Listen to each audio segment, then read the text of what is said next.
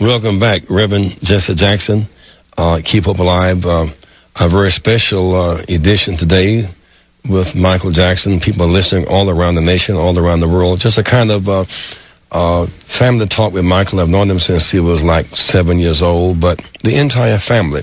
At some point in time, his father driving a station wagon with a U-Haul brought the guys by our office one day and asked if they'd be a warm-up act for Expo. And, of course, they were a warm-up act, but in fact, they set it on fire. And the Expo was never quite the same again. Matter of fact, Michael, we did the film Save the Children. That was a big hit, too. Yes, it was.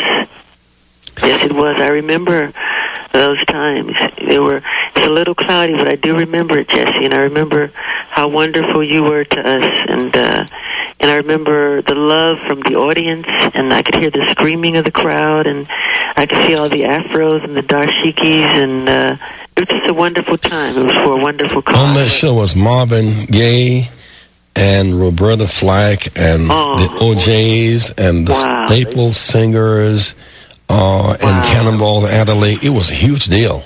That's amazing, amazing list of people. That's some of the greatest talent ever. That's amazing. We're going to re-release Save the Children sometime pretty soon, and people who missed that period will really enjoy watching it. Michael, we think about the kind of rise from here when you were but a child, and then you went through your teenage years being tutored along. But then I remember another phase, I think it's another phase, when the Victory Tour occurred. At that time, you were a full-grown. All of your brothers and sisters were full-grown. And we met in Kansas City. Remember with your family? Yes. And we all had prayer together. Yes, we did. The Victory Tour. Describe that season. The Victory Tour was one of the great pinnacles of my success because Thriller had won more Grammys than any other album in the history of music.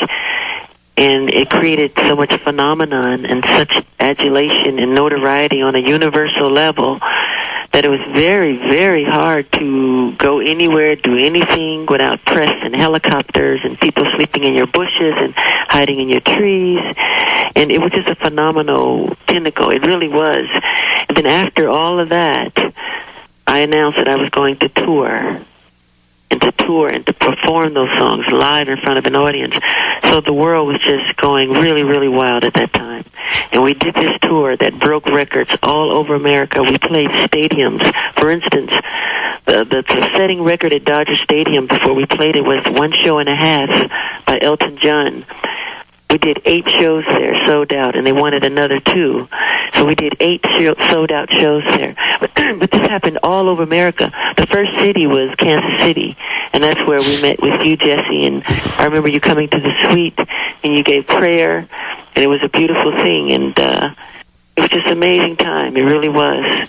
My dreams had come true. Good. But Michael, in his life, he just said some rain must fall. And you've had these seasons of just tailwinds, like pushing you forward. But life is of such, it's not a straight line. Some argue you're either in a storm or you're just leaving a storm and going to a storm. And it's not difficult to handle these sunshine, bright skies, tailwind days. But then these headwinds come that kind of test what you really are made of. It kind of tests your mettle, your true grit. And so you've had these high points. What do you consider to be the low point? Probably the low point, the lowest point emotionally and experience probably what I'm going through. in the sense, what about it has just kind of stung you?